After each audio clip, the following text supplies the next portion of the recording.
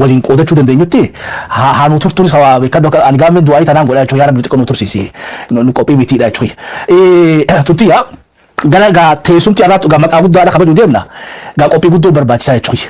Dhiiroo magaalaan akkuma ta'e ilmoo sanitti sirraa qaqqabanoo ta'e jechuudha. Itti iyyattanii nama itti afeerattanii qophii boruu kana bareeffachuudhaaf yoo ka boruu kunillee ka amma beektee jala bultii jirra hanqatellee ka kanarra bareedu amma takka irraatiif hoo qophiin teessa maal fakkaatti soo waliigalatti maali waan guddoodha jechuudha wanni amma isan kabajuu deemtan tun waan san fakkaataa ta'uu qabdi. Maaliif maqaa kana guddaan mana fini jechuudha bara beetee feetu beetee akka feetee fuudhi islaama afran qal'oo kun bal'oo odoo jenneeni haa beetee qullumaaf nu barbaachisaa jechuudha. Odoo maqaan afran qal'oo baanan kun ka gujii ta'ee qullu qabnaaf beetee maaliif maqaa kanaan rabbi fadhee jechuudha seenotee tan hundaa'u rabbiin akka muuziyeematti as keessatti hashee jechuudha alaabaa taatu wama feenu kanaafuu waan waloodhaa ittiin boonuu qabnu jechuudha yoo gabuu mataate malee. Afran qal'oo walaatee Oromoo ta'uu hin dandeessu jechuudha akka hubannaa kiyyaatti maaliif abbaan irraa odeeffamee isa rawaa Oromoo goyan rawaa afran qal'oo taati jechuudha. Abbaa irraa himamte san dhiiftee akkamitti Oromoo taatu dandeessa akka irraa kana ilaalina yeroo dukkanti kaleessaa tanarra fokkottu turte nama dukkana san keessa kalee ifa nuutee jira galata galatoonfachuun barbaachisaa. Kanaafuu beekaa gammachiiftuuti qophiin ta'e turoo takka ilmooti moo takka irra wayyaati jechuudha yoo akkas ta'uu baattee amata dhufu kanarra wayyeeffachuudhaaf homaa karoora qabdan. Gaarii qophii teenya tana akkuma tasaatitti haadhee ijoolleen horee wal ijaaramtee ganama shanii takkaan gad dhufanii waan kana ni godhannaa akkam jettan jennaan okkee jenneerraa nutilleen irraa fudhanne wajjii lafaatti kaadee xiqqaattee guddateef waan haaraya biyya tana keessatti jechuudha. Biyya tana keessatti nuuf waan haaraya maqaa afran qal'ootiin sossoobuuni anaaf waan haaraya biyya tanaaf illee haaraya akka kiyyaa hedduu jechuudha as keessa. Kanaaf Ameerikaa fara dhageenya Awustiraaliyaallee dhageenya Awurooppaa Jarman fara dhageenya kanaaf nutiif anaaf na haaraya nama biraallee haaraya akka kiyyaa hedduu. Kanaaf ni laallaa mee afran qal'oon tunu akka nurraa bareedu akka nurraa toltu. Godhannee gooneetu ilaallaa akka afran qal'oo taate sanuu anfaaniif qubaan hin beeku akka afran qal'oo ta'e eegaan kaleessa Oromoo jedhee kute hin beeku akka afran qal'oo ta'e sanuu amee barannee fi ilaalla afran qal'oo raajeetiin if gaafadhe barbeeytee bujoollee natti fidduun afran qal'oo isa anafaa raajeetiin if yaadadhee jechuudha. If yaadadhee Oromootti himannee jechuudha. Oromootti himannee nama tokko nan bifne nuti afran qal'oo jechuun Oromoo jechuudha. Oromoon Edmonton magaalaa tana keessa jirtan yookaan Albertaa keessa jirtan akka Albertaatu afran qal'oo jechuun bu'uura keessan bu'uurri kun bu'uura Oromummaa. Bu'uura Oromummaatis.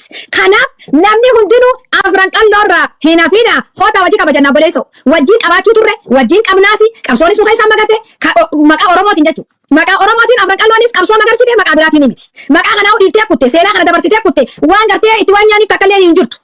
Kootta nama nafeerin hin qabnu nuti. Nama kutaa 11 nama nafeerin hin jiru. Yoo duraan dhaga'uu baatan illee kunoo dhagaya. Kunoo dhagaya nurra. Oromoo kutaa 11 taas keessa jirtu akka afran qal'oo qophii sochii afran qal'oo ta'a bara 62ffaa kabajachuu deemna magaalaa kanatti akka nam tokkollee nurraa nafe. Maqaa Oromummaatiin waamicha godhaaf jechuudha gama kiyyaan. Maqaa afran qal'oo bakka bu'ee. Kanaaf nam tokkollee akka nurraa nafe. Keessattuu ammas nuti nama koominitiiti. Nama koominitiidhaan bulu. Koominitii keessatti ijaaramee koominitiin teenya koominitii cimtu. Koominitii gartee nu dursitu. Miseensi hedduudha qabdu. Ta wajjin jiru. Tatakkaa gartee waan kana nuufillee maxxansitee jirti. Haa galatoomtu koominitii teenyallee nuufillee maxxansitee jirti. Haa galatoomtu waamicha koominiitiinis dhiyeessinee jira. Isaanillee nu maxxansanii jira. Kanaaf karaa koominiitiinis waamicha dhiyeeffannee jirra. Kun qaba na fakkaatu nam tokkollee akka nurraa nafne seennaanis firiidha. Hatti seenanis firiidha. Wanni hundinuu firiidha. Daawwannaan firiidha. Nyaanni firiidha. Wannumaa firiin ta'in jirtu bara. Afran qal'oon duraanuu irra guddaan isiidha. Wanni isiidha.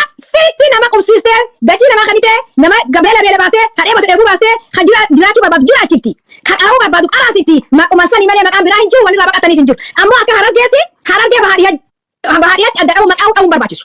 Harargee bahaadhiyaa dhuftanii namuu dhufee waan kanarraa qooda fudhachuu qabnu. Wajji qabna. Wajji kaleessatti dhumne. Akkasi koomantootis wajji qabna. Wajji kaleessatti dhumne. Wajji jiraachaatis jirra. Wajji jiraachuufis ta'e. Wajji jiraachuufis ta'e dhagaifadha. Wajjin jiraachuufis ta'e magaalaanis fanuma. Namuu waan adda addaa qaba. Namuu qophii adda addaa ta'e dandeessa qaba. Kanaaf ka'arra asirratti nu wajjin qophii tana nu wajjin hirmaatu borullee wajjin hirmaanna. Harka bal'aa qabna. Harka keenya bal'aa. Koominitiin teenya bal'oo afran qal'oo bal'aa kagaraa bal'aa kasamuu bal'aati. Hundani hammata. Kanaafu waamicha isinii dhiyeessinee jirra. Afran qal'oo bakka bu'ee waamicha isinii dhiyeessaatiin jirra. Kanaaf dhuftanii nu wajji kabajuun qooda keessan kan kaleessaati malee qooda afran qal'oo kafaluufi miti. Qooda ilmaan Oromoo hundaa bakka kana keessa jira. Kotta kabajadhaa. Kotta kabajadhaa waamicha kabajaa. Afran qal'oo ta qooda gartee namni hundi keessaa qabu malee ta mataa isii qofatti gartee afran qal'oo dheettee deemtu miti. Ta nama hunda hammattee deemtu kaleessaas arraas. Nuti waamichi keenya kana fakkaata. Kana fakkaata waamichi keenya. Oromoo hunda hammata jechuudha. Malee waan afran qal'oo waan gosa afurii qofaa miti. Waan hunda hammata. Harargee bahaadhiyaa ittiin lakkaa'u jee. Harargeen bahaadhiyaa jettee yaamamuu qabdi malee harargee afran qal'ooti. Maali waliin lakkaa'u waliin jirtu miti. Maqaa yaamnee malee gosa yaamaan jiru. Maqaa afran qal'oo kaleessa bu'uura waan kanaa gaffide maqaa kana yaamnee malee warri kasi nu hubattan yoo jiraatteen. Laala warri kasi nu hubattan maqaa gosaa maqaa afran qal'oo qofa jettanii warri nu hubattan yoo jiraattan miti. Maqaan kun kaleessa Oromummaa tanaan gad dhufe bu'uura Oromeesse maqaa kanarraa faca'e alaabaa tanallee nu tolche qawweellee nu tolche waraanallee nu tolche waa hunda if keessaa qaba jara keenya. Maqaan kun maqaa kanaaf isin hin jenne malee waan biraatiif waamicha kabajaa fi jaalala waamicha isin dhiyeessine jira nam tokkollee nu baafina. Nam tokkollee abalu Oromoo kutaa kudha tokko waamicha isin dhiyeessine jira maqaa falquuti kottaa nu wajjin kabajadha. Kabajaa isin hin mala. Galatoomii artistii teenya gara Obbo Ahmaditti deebi'a. Amma beekadhu gaa sila aadatti amma beekee guyyaan akka irraa kun guyyaa galataati jechuudha. Guyyaa galataa beekadhu ha hojjetee bara hoottaan galatoonfadhaa hajuu jechuudha. Sila akki ta'uu qabu Oromoon walloodhaa dhuftee wallaga yaammattee jimma yaammattee iduu dabalattee sikkoo fi mandoodhaan akkanumatti illee gujii fi booranaan tuulamni walitti dhufanii obboleen keenya kana. Warra qoxosuu keenya kana shaacira kana hawliin nu qabe kana beetee warra facee kana beetee bakka takkatti callee facaate walitti deebise kana dhiiroo akkam goonee haa galatoonfannuu jee kaasina akka horee uummachuu qabu isaanii jechuudha. Horee uummateetu qophii beetee qopheessee qalee diggiseetu haa azalaa afran qalootu yaamee aboo haa kaleessa galata akkanaati abbootiin teessan nu oolte galatoomaa akkas sila akkasii jechuu kiyya akka itti ta'uu qabdu jechuudha. Ammas gaa hanqinoo dammaqiinsaa san argaa jirra. Hanqinni dammaqiinsaa halee Oromoof hin jechuu dadhabe haara Oromoof hin jechaa jiru. Haara immoo Oromoof hin jee dammaqinsi isaa guutuu dhabuu isaa maaliif beekna? Oromummaa sanuu haa isaa beektee aarsaa kafalee sanarra galata wallaaleetu isaatti afeerraa jirra jechuudha. Arra silaa isa kan waan kanaa qopheessee seenaa kanaa jiraachisuu qabu kan beektee manguddoo gaafa sanii ilmaan isaanii haafillee namni yaamii badhaasa kan nuu qabuuf isaanii jechuudha. Walii galaayyuu Ibra makkametu amata 62ffaa qooda Dr. Alishabboodhaati. Alishabboon qopheeffatee hoottaan hojii kabajaa gaa akkasii jechuudha. Akkatti ta'uu qabu qooda isaatiif nuti kan qopheessuu qabu. Kan galatoonfachuus qabus kana mee bikkatanii akkamiin ilaaltaa jechuudha yaadero. Akkitti silaa ta'uu qabdu akka kaani amma silaa eegaan qattee gaa akkanatti qophoote irraa hafuun tuffaan fokkattuu jechuudha ammas. Irraa hafuun ammas ammallee haboo jarri balaa beektee ammallee dammaqiinsi bikka geenyee afran qalloodhaan haareetti itti deebi'u Oromoo dammeessii jechuun barbaachisa. Yoo Oromoon arraas beektee fi beekteetuun qopheessin hoggaa qopheessanis yoo kan dhufne taate dammaqiinsi ganamaa san bikka geenye ammallee jara wahiitu itti hafe itti deebi'aati dammeessaa jechuun akkas deebi'ee dogoggora jechuudha.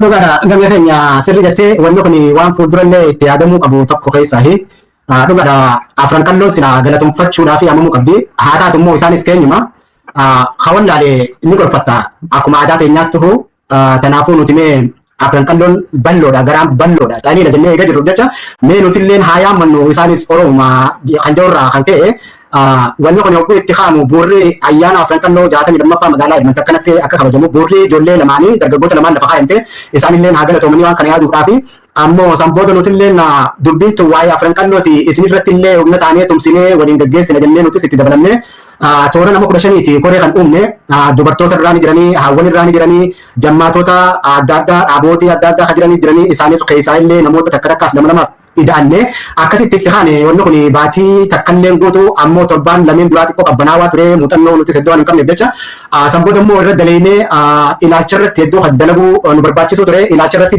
daleyneeti torbaan lameen dabale kana keessaafuu amma magaalaan Edmonton tun akkaan dhageetti waan lafa jirutti kan hin dhagee akka nama soomana sambuusaadha saammachuu jiruuti uummanni huccuu aadaa saammachaa jira kan jiru information qaba.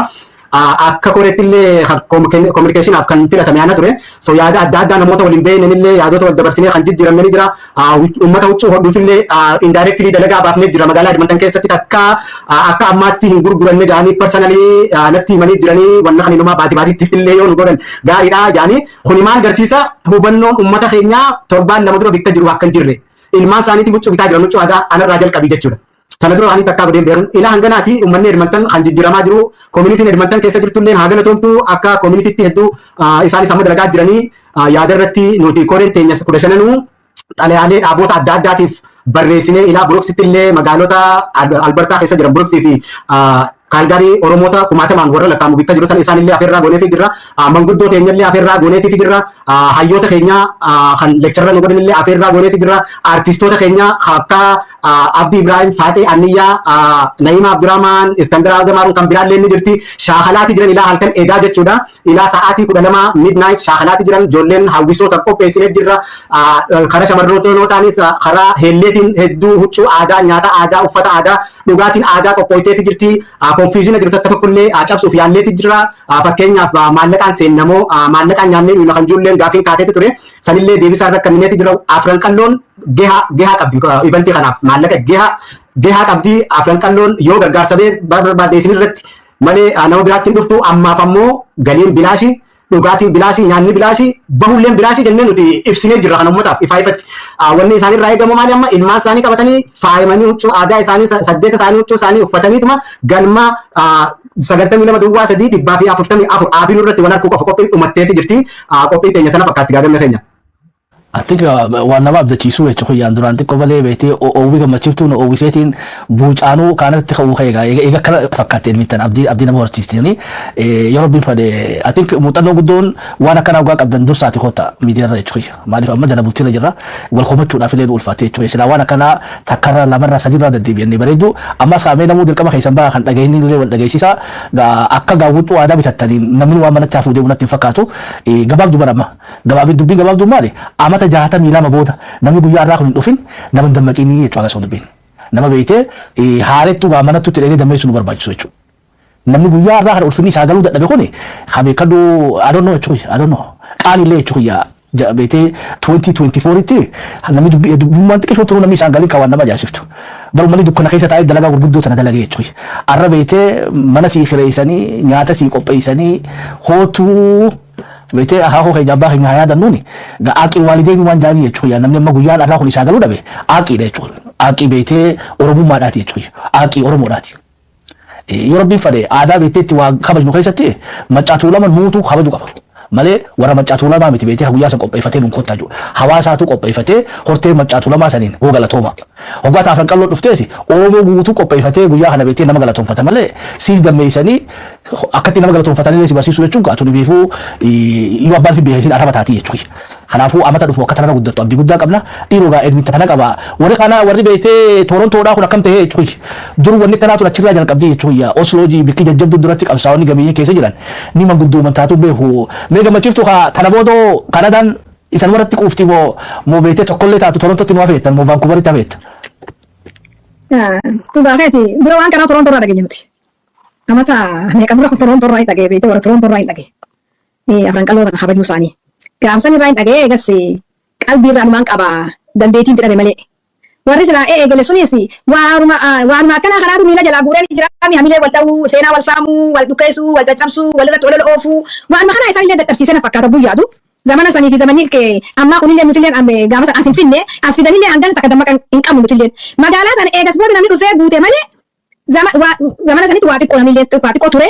Amma immoo gartee naminis as ni jira. Koominitiin tunillee haa galatoomtu namallee hedduu nuuf fidaa jirti. Ka duraan dhufee wajjin.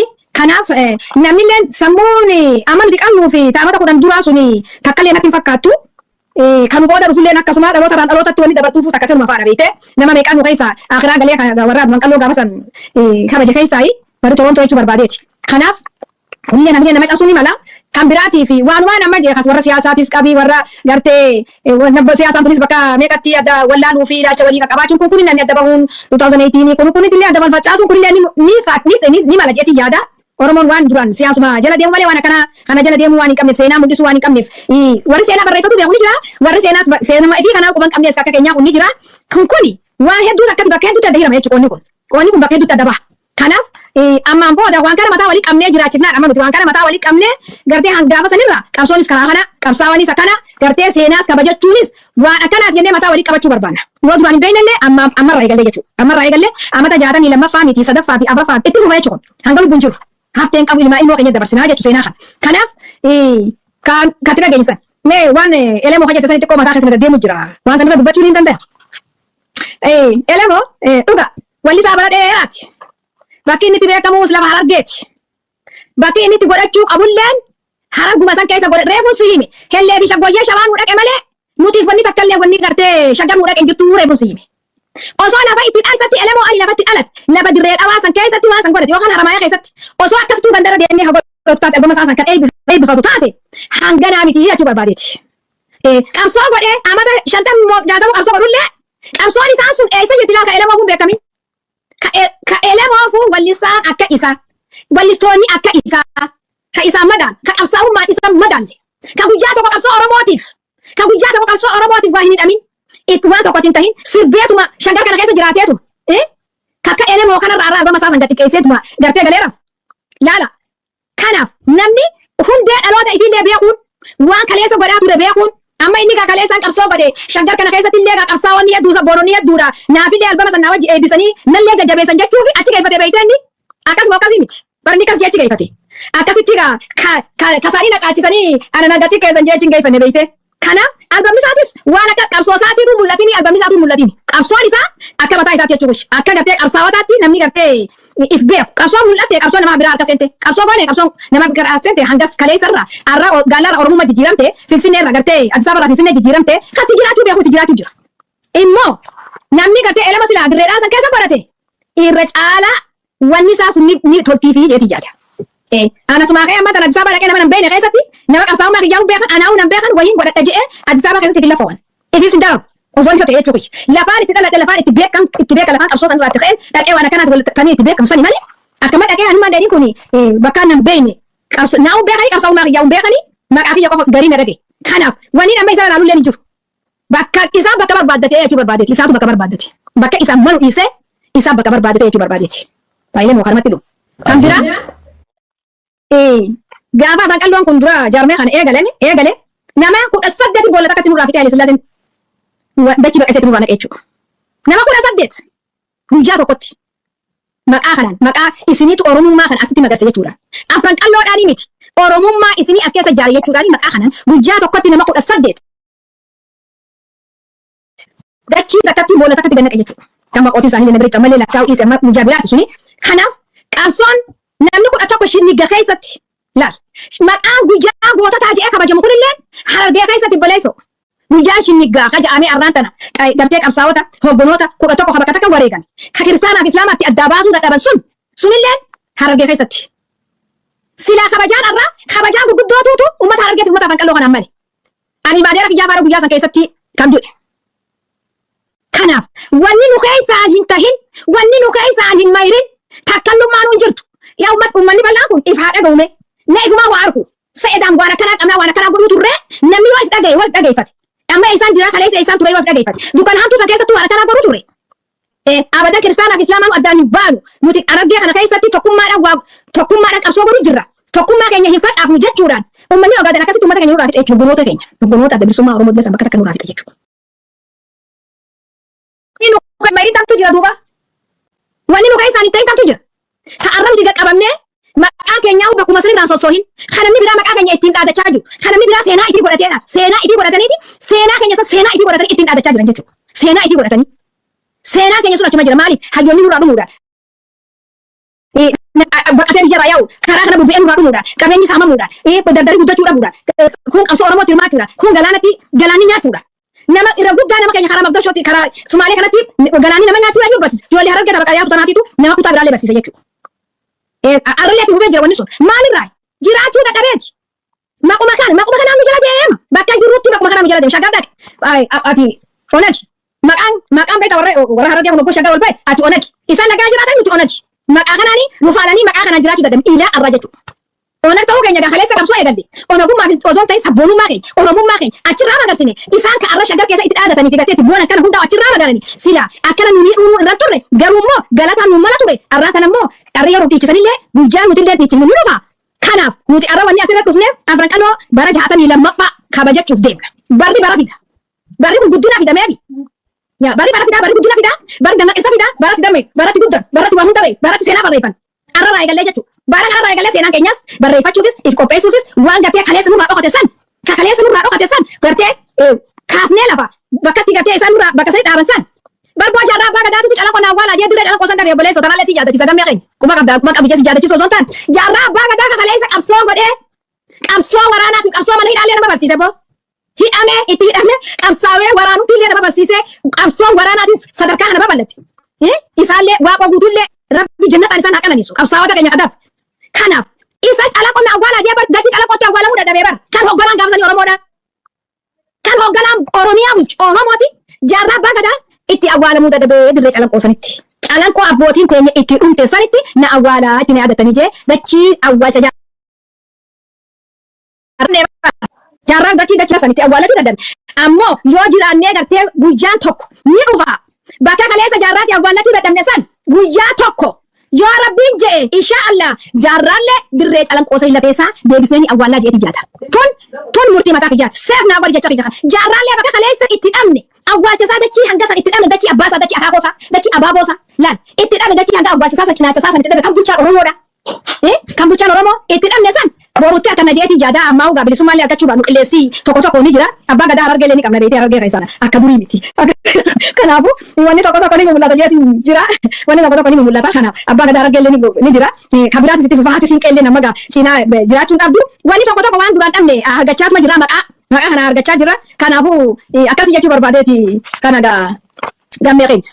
Galatoomii ati dubbiin jaarraa san beektee cittee natti haftee jechuudha. Akkuma kee kan inni dhukkubsite maaliif wasiyaa jechuun nama beektee waasi dhaammatee galaas amaanaa nama gara akhiraa dabreeti jechuudha. Waadaa nyaachuun waadaan jabduun taanuma na fakkaate Oromoo beektee meebii nu lafa qabaa jirtu. Ati guyyaa biraa dootiin dachaaneetu sagantaa irraa qopheessee waan fadhaa jechuudha. Ati harargeen ni jirraa Oromoodhaafuu ni jirraanu ati waaqaaniin qabdu jechuudha. Shari'aatti suma hayyamamti namni tokko beektee bakka inni fedhe awwaalame bakka inni fadhu sanitti ammoo awwaalachuu dandeenya na fakkaatti. Yoo mooraa calanqoo calii ta'e isaan dalleetti godhan sallee ta'uu baatte Oromoon sun hundinuu ta'e nyaata bakka fedhe awwaalachuu dandeenya jechuudha. Calanqoo calii jechuun gaarani jira bakkitti awwaalamu san hin dhabamne ammoo namumaatu beektee itti yaadini mee dhugumattuu harargeen ni jirti jijjiiramaa jiraatu silaa waan akkanaa afaan nama ragaa ta'a jechuudha. Gaafa wayyaanidha beektee awwaalcha darreedha beektee jaaraan abbaa gadaa awwaalame arramoo awwaalcha isaan madaalu akkuma Aliyyi Cirrii awwaalletti akkuma Waaqa Guutuu awwaalletti Waaqollee isaa eega bara dukkanaatti akka Aliyyi Cirrii awwaalletti arraa awwaalcha jaarraa abbaa gadaa isaan madaalu san godhuun silaa beekaduu wahumanurraa eegamtuu jechuudha. Hagasuma qooda waan biraa waan goonuuf hin qabnu jechuudha. Waan inni aarsaa nuu kafale saniif at least bikkoonni niyyate sanuufuu godhuu numa dandeenya. Dhiyoo tanaas dhiyoo tunis waliin feetii jechuudha. Tunis qabsoo feetii jechuudha. Bakka mirgan qabnu kan akkasii beeki. Mirgan qabnu akkamiin beeka. Yoo du'aa kee beektee bakka feetii awwaallachuu hin dandeenye injiru jechuu bara jalaan injiru akkasitti beekaa jechuudha. Akkasuma kutaa kalaa bakka waaqoon gaafa san juleejisaa hanga tokko awwaalcha harkatee jira hanga tokko juleejisaa dootutu inni gosa isaa bakka san bucu Oromiyaa buchutu zabana jaarraa immoo sila juleejillee jiraatellee dhaagaa ni godhallee jennee waaqoofis godhe isa leemuma godha jedheeti maris abdii numa hanga tokko numaan qabeetu akullee ba garuu zabana jaarraa juleejii ni bulchine zabana jaarraa nama biraa bulcha kunillee wal dhabata kanaaf kabajaa isaan maluun argatee xiqqaatullee zamana san keessatti waaqoon akkasii awwaalan akka jaarraatti kabajaa isaan maluu dhabeen awwaalamne jechuudha rabbi biraa immoo kabajaa ni qabajaa abbaa gadaa. Ati mega meeshaan warri dawwallee ati ogulama awwaaluu dandaamti na fakkaatu bikkatti wasiyaa isaa sanitti awwaalu shari'allee waan dhokkitu hin qabnu kanaafuu kamii hawaasni keenya dhiyoo jaaraan abbaa gadaan awwaalamnetti haa awwaalamnutti illee hawlii dhaamannu amma keenya gara sagantaa gama xumuratti dhiyaachaa jirra waa hedduu gaatanurraa hafte dhiiroo gaa teessuma irraa tanallee gaa bal'inaan irraa haasawanna I think nuummaan kunuu miidiyaattuu deebinee maaliif kaa akaakuun keenya miidiyaan qabu jechuudha amma warri afran qalloodhaa hawaan kana dalage reediyoon qaban miidiyaan qaban feesbuukiin qaban tiktookiin qaban waan irratti wacnu kana hunda takka illee hin qaban duuba gaa beetee akkamitti dammaqiinsa kana lafa kana hundaanuu waliin gaaniif immoo waan mu'ujizaa jaanirra haraamaa jaanirra takkataan waan fakkaatti jechuudha. Nama raadiyoon hin qabne, TV hin qabne, waa takka hin qabne, gaazexaa hin qabne. Ilmaatu garii isaaniitu nuun barreessanuu jechuudha. Nuun dubbisanuu jechuudha. Akkasiinuu warra barreessuuf warra dubbisullee if barsiisanii jechuudha. Tunis waan nama ajaa'ibsiiftu. Gaa arra jenereeshinii achirraa buqqee kun horteen isaanii tuni haga isaanii san maaliif konfidensii dhabee jechuudha. Abbaan kiyya tana dalagee anis Oromoodhaaf tanaan dalage jedhee jenereeshinii raawundituu afran qalloodhaa maaliif as ba'uu hin dandeenye. Bakka hoggaa isa yaadannu faana isaa bu'uudhaaf malee beekannoo ta'isaa qofa dhaadheessuudhaaf miti. Nuti seenaa boruwwan Oromoon ittiin yaadattu lafa kaa'uudhaan nu barbaachisa jechuudha. Mee gaadhaloonni azalaan afran qalloodhaa ta'arra jirtu tuni waan manguddoon abbootiin isaanii daleeyde san maal fa'aa daleeydeeti gaadhaloota itti aanu keessatti seenaa bifachuu qabdii jettee yaadda Obbo Ahmed. Dhugaadha ganda keenya dubbate kun egaa amma wanni hanga ammaa ittiin falmachaa jirru waan abbaan keenya itti dalage akaakaawwan keenya itti dalage jennee fi ammoo wal gaafachuu qabnu isaan dalaganii ani hoo maaliin dalage jennee gaafachuu qabna dura. Kan lammataa miidiyaalee adda addaa kana amma fakkeenyaaf isin waan hedduu waan Oromoo irratti hojjechaa jirtanii kan biraalleen warri carraaqaa jiranii isinii fi isaan sanillee cimsuudha gargaaruudha. Gargaaruu oguu jennee maallaqa qofaa miti yaadaanis gargaaruun maallaqa taala. Kan maallaqa qabu maallaqaan gargaarree cimsuu kan ogummaa qabnu ogummaa saniin gargaaruu irratti yoo daleenne gaarii natti fakkaataadha.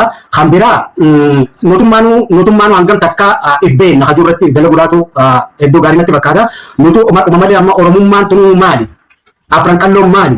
Maal goote isaan kan jaamu kaampeen godhamuudha qaba. Akkumatti amatatti waggaa 62 63 jechaa deemuu qofa osoo hin ta'in ji'a illee ta'u waan xiqqoo takka qopheessinee irra dalaguudha qabna karaa miidiyaatiinis karaa amma yeroon keessaafuu yeroon teekinooloojiiti tiktookii jira feesbuukii jira waan adda addaa jira tana rooga gamasiitiinis itti fufuudha qabna gama artistiitiinis itti irra dalaguudha qabna kan biraa wal jala deemudha wanni guddoon amma rakkina tahaa jirtu hogguu ati waan takka jalqabdee bikkaaniin gaha jettee itti haadhi osoo ati bikkan geenya kasii waan sidan kun jira waan si bira dhaabbatu akka sanillee wal bubbutuu dhiifnee takkoomnee yaada takka taanee ilmaan keenya irra dalagu keessaafuu biyya alaa kanatti beeki ilmaan keenyaa miti biyyatti illee haadha abbaati biyya kanatti kan namaati kan mootummaati biyya kanatti afaan biyya tanaa baratan kaalchara biyya tanaa baratan sootanaafuu isaan irratti illee hedduu dalaguudha qabna akkamitti daleena waldaan Oromoo heddummaatee ijaaramuudha qaba waldaan Oromoolee san ijoollee kanarratti kaalcharal dalaguudha qabna saayikoloojikaalii dalaguudha qabna fiizikaalii irraas dalaguudha qabna ispoortii irratti illee dalaguudha qabna qofa adda addaatiin karaa ijoollee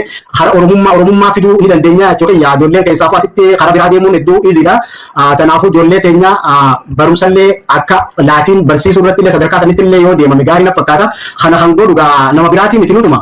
So nuti hogguu jennu hayyoonni qabnu keessaafuu uummanni keenya hedduu nama baratanii qabdi uummanni barate san ammoo uummata keenya irraa adda fagoo jira iddoo akkaan laalee harkutti karaa uummata keenyaa deebi'anii isaallee wal mari'atanii nuti illee wal mari'annee ilmaan keenya irratti illee haadaleen akkasiin fiinxabaaf naa hogguu fiinxabaaf ni maal waa'ee afran qal'oo itti ibsinaan waa'ee Oromoo ibsuuf hin barbaadu ijoollee tuni cireessa akkatti kanaafuu rooga kanarratti illee dalaguu qabnaa yaadaduu qabanii jennee keenya kana ta'u.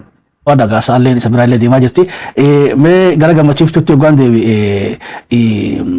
baru garna waa hedduu qabnaadha arra ka kaleen jiru dira keessatti ani dhaqabne ammoo waan hin dhagee keessa akkuma afran qal'oon jalqabdetti gaafa manguddoota keenya argatan sanii aruusaa ture jedhan aruusni san gaa huccuu aadaa uffatanii bahanii aruusichaa fi aruusitti ajjeesan jedhan beekee dira seenaa dira keessatti waan hin dhageerra akkamitti aadaa Oromootiin baatanidha dukkanti nuti keessa baane kun dukkana laafaa miti dhiisaa uummata gaafa beektee calii calanqootu adiif calii hedduudhaatti bira hawaasa kanarratti calii lakkoofsan qabdu jechuudha tagaafa lola miidhagsanii calii takka tagaafa afran qal'oon jalqabdees calii lammaffaadhaati beekadhu calii sadaffaadhaa immoo gaafa wayyaa dargiin bu'ee wayyaa gaafa wayyaan hojii qabsonis caliidha beekadhu sanis calii sadaffaadhaati caliin afraffaadhaa immoo beektee gaafa 2028 hacaaluu du'ee keessattis namatti muruqtee jira jechuudha wanni tun wanni dhufaatuun hundinuu beekadhu hijaadhas itti baatan carraa akkatan hunda keessatti lola dhufuun keessatti fincila jiru keessa hundattuu goota deebitee akka inni dhabta arjaa hayyuu beektee kana hundaatu hawaasa kana beektee keessaa xeeraranii fixanii jechuudha amma hulii hanqaafi kanallee wal kabajuun dirqama taati jechuudha hanqaafi kana kabajuu kunuunsuu ilmaatu beektee hamtu irraa eegu nama haqeegee amma warra beektee hambaan hafte tana waggaa kan mul'atu hin teenyu beekadhu waan Oromootti har'a hadura fiigoo afran qal'oo ta'uu hin qabu.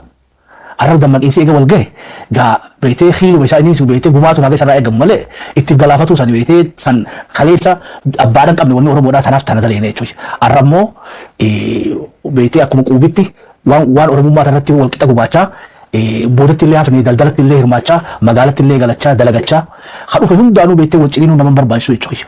Qabsoon har'a beektee harka keessatti barbaachiftu bifa addaa qabaachuu qabdi. Bifti addaa guyyaa nu waan irraa irratti guuttachuu qabuuf jira hedduu ta'isa laallattu tanaas guuttachaa taafees Oromoo wajjin beektee falmachaa deemuun barbaachisaadha.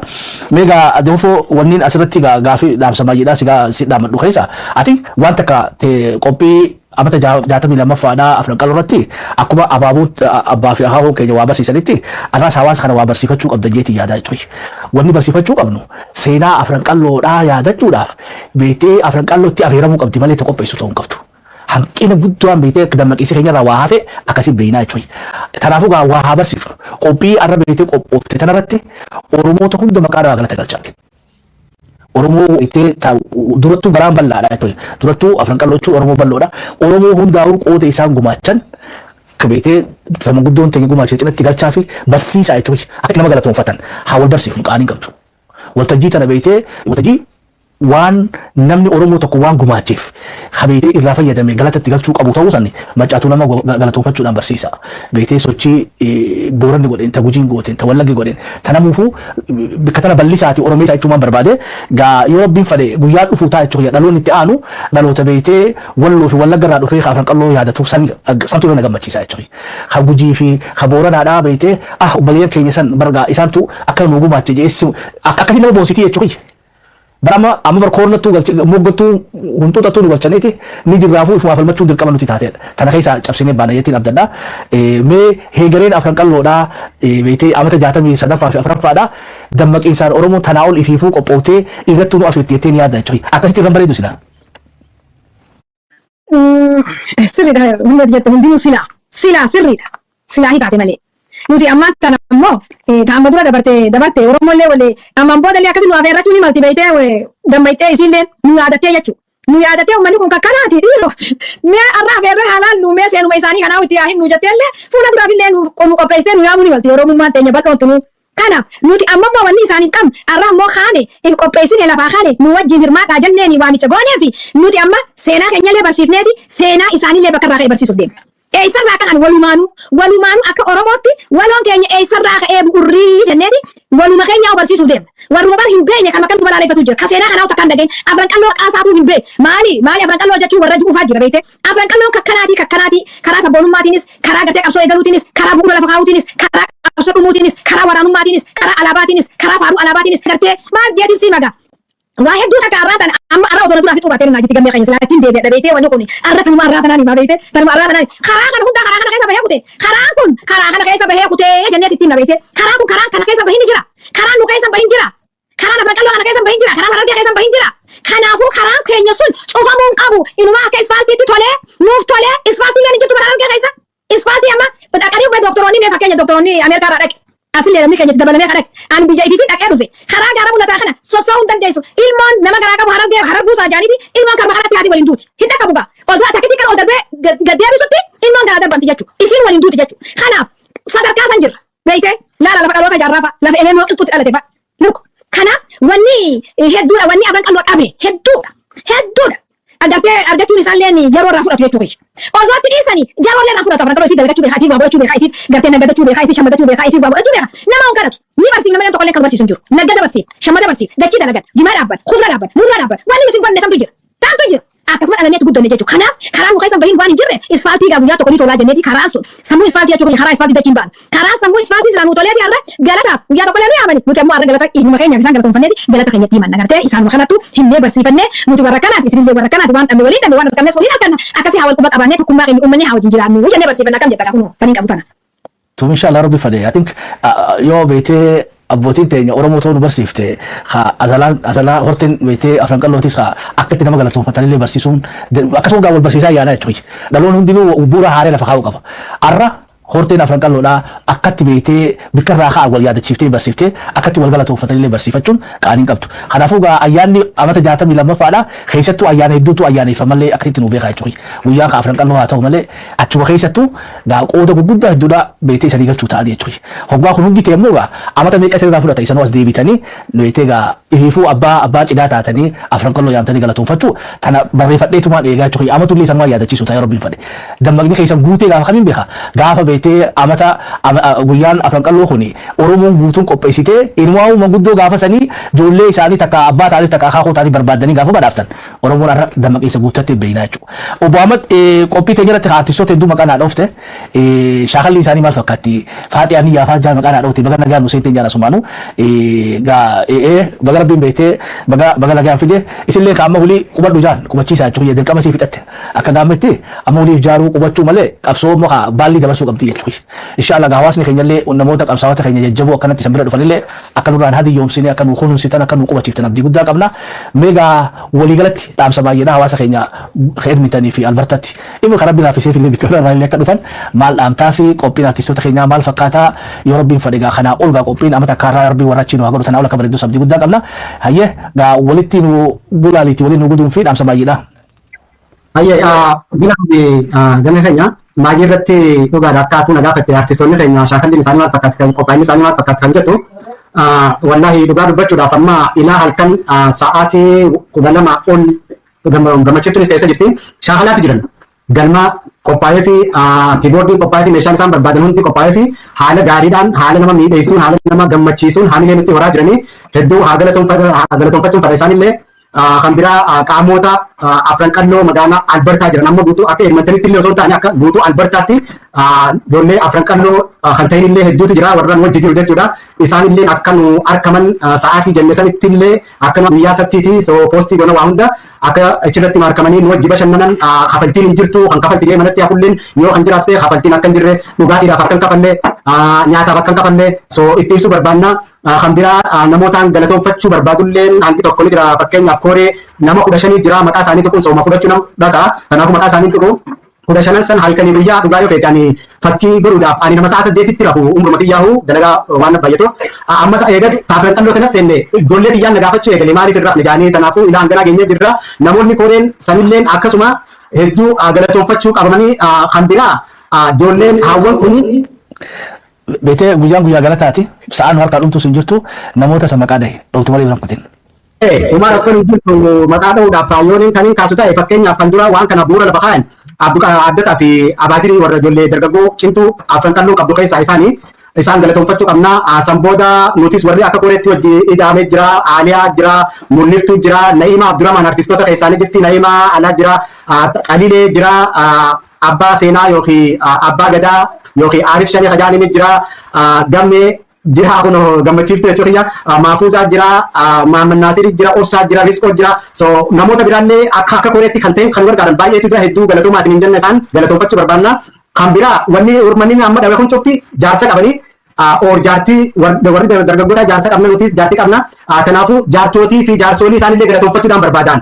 Jaartiin tiyeelaa sa'a 12 midnaayitii ana teessee wanni naatiin ani galatoonfanneef hin jiru. Abbootiin manaa haawwan keenyaallee galatoomaa jennaani akkasumatti illee haawwonni jaarsaa fi jaartiillee galatoonfachuudha barbaanna. Kan biraa shabboo miidiyaadha kan irraanfatamuu hin qabne. Dhugaadha shabboo miidiyaa ani isiniin hordofaa ammoo hedduu miidiyaa kanarra deemu isiniin hordofa garuu miidiyaalee keenya tan jirtu maal fakkaatti haala jirtu irratti niin hordofa shabboo miidiyaan hedduu uummata keenyaaf dalagaa jirtan waa'ee oromummaa irratti aadaa irratti siyaasaa irratti roga artii irratti haa ta'u waa'ee whatever so hojii teessan tuni ganaadha jalqabbiidha hedduu jabaadha isin jenna isin galatoonfannaa. Kan biraa artistoota keenya oguun jiru artistoota reefu maqaa dhiyeessan fakkeenyaaf waan bunaallee buna isinii binna jennaan ni yaadadha halkan keessaa midnaayitii kun namni nu dhageenii buna maal barbaaddanii miti tuni taafan qallooti tanama biraatii miti teenya namni nu dhageenii usaa tanallee jaanii kan dabran ni jiranii hedduu isaanillee haa galatooman jenna kan magaammaa kaniin ani qabammaaf. Guyyaa sanuttillee hawwii guddaan eeggannaa even san duraa odoo dhuftaniitu sa'a nutti himtanii laayifii akkanatti beektee odoo waliinuu godhaa irrattuu afeeraa waan beektee achi gaggeeffamaallee odoo laayifii dabarsuu dandeenye bareedaa shabboo wajjin mari'adha. Egaa qabsa'uutuudhallee artistiidhallee egaa beektadhu kaleessa mata itti deebi'u immoo tana si kaasee sa'aan nu harkaa dhumti tana dhiiseetu wanta wanni si deebi'a. Qophiin artistoota keenya maal fakkaata? Akkamii qophii teessaniif artistoota meeqaatu waliigala irratti hirmaatee shaakallii teessanii fi hawaasa keenya bohaarsuudhaaf barsiisuudhaaf gara artistootaatiin gumaanni keessa maal fakkaata? Ana. Gammachiiftu siifi? Okay. Gama artistoota keenyaatiin wanni fakkaatu hedduu artistoota jajjabaa harkaa qabna. Artistoota jajjabaa gartee beekamoo qaqqaalii jaalatamoo fi kabajamoo artistoonni keenya hundinuu kan harkaa nu bira jiran uummata akkasiiti jechuudha. Abdii Abrahaam qabna, Faatee Aniyyaa qabna, artistii Na'imaa Abdurrahmaan qabna, namoota haaree ammatti dabalamanillee kan maqaa isaanii gaayoo Ahmad qabachuu ni maala. Sunillee nama hedduu qabna jechuudha. Warra amma ol ka'ee maqama kanaafuu amma afaan qal'oo eegalee kanaafuu isinii wajjin hirmaanna jee warra amma sirba qopheessee deemaa jiru jira dargaggoon cimtuun. Kanaaf nama hedduuf keessaa qabna wanni galgala bashannanaa ta'a galgala gaarii jenneeti yaadne jechuun fuuldurri keenya bal'ina waan gaariitu as deemu jira guyyaan afaan qalloo barri 62ffaa kabajuudhaaf wanni if keessaa hin qabne jiru nuti waa hunda hammannee kaleessa dhaloota irraayis akkasuma beekta dhaloota irraayis takkaatis walleef walisaa dhammeen beeynu amma saanaan walleef walisaas dhammeen beeynu fuuldurallee akkasuma maali kun guddina artiitis nu keessaa magari waan ta'eef jecha guddinni artiis arraas numaa wajjin jira hin fagaan nutumaa wajjin jira tarkaanfachuu jira afaan qalloo kana kabajuutis qophii jiran. Kanaaf waan qabne hin qabnu qophii afaan qalloo tana keessa waan baay'ee jira waan baay'ee xixiqqoo inni asirratti dubbachuulleen Ahmad cinaa tokko irraa dubbatee jira. Kanaaf wanni hin qabne hin jirtu bal'ifnee akkuma yaadne sanitti wanni keenya hundinuu akkasuma if keessaa qabdi jechuu barbaadeeti gammee keenya. Adda galatooma ammaa usaa isaanii irraan gubuutii deemaati keessummaa jabduu isa dhaafata keessummaa teessan simachuudhaaf qophaa'u isaanii gabaabinaan gaabeetee waan silaa arra ifii qopheessitanii itti uummata afeeruu qabdanii itti sana feeraa jiran. Kanaafuu irraa hafuu haaqii ta'udha jechuudha. Haaqii waalideen jechuun beektanii haaqii ta'u Oromummaatti. Oromummaa fi Oromiyaa fi Oromiyummaa irratti cubbuu hojjechuu jechuudha. Bikka waan siyaasaan irra kaa'anne yoo abaaboon isa yaame kaafaa isa yaame yoo itti amantaa dhaqaa itti namanne dhiisa. Bikka akkama afran qalloo bikka akkama maccaatoo lama waan akaakuu abaabuu teenya seenaa isaanii yaadachuu irratti immoo hayoo Oromoof hin jette bikki sanirra bareeduudha bikki sanirra fardiidhaa taaftee natti fakkaatu yeroo teessan aarsaa gootanii asirratti nu argamu keessanii galatoomaa isaanii jaa beebii walii dachaanee kaa gulaallaa jechuudha yoo rabbiin fedhe keessummaa tan ofirraa hobbaa isaati egaa keessummaa hobbaaftan booda gaa qophiintu maal fakkaatti jennee takka ammata jala bultiitii miti beetee amata 63ffaadha sagantaa dursinee amma tokko dura afeerraa isaanii qopheessina taarraatiif haa galatoomaa ulfaadha. Baay'ee galatoomaa gaagamee keenya akkanatti sagantaa keenya amata 62ffaa nuu miidheessanii nuu bareechanii wajji dhaabbattanii nu gargaaru keessan baay'ee takka isin galatoomfadhaa baay'ee na galatoomaa maqaa Afran Qallootii fi maqaa gartee hawaasa idmantaniin baay'een si galatoomfadhaa I love you so much bye bye. Itu pun apa amat? Anis gaa onni dun qabu yaa isinis akka miidiyaa shabbootti atilleen akka qopheessaa firraa guruu keessanii hedduu galatoomaa isin jenna maqaa koree ayyaana qopheessituutiin uummataan nurraa nafinaa jenna guyyaa san isinis harree galliidhaa kana booda moo walagarraa jenna galatoomaan isin jaanis kanuma. Aina wala kan Kenya bete kopi ya danno Afran Qalloo hamata jatam 62 fadhan waa ta'u jechuudha sagantaa keenya xumuranna.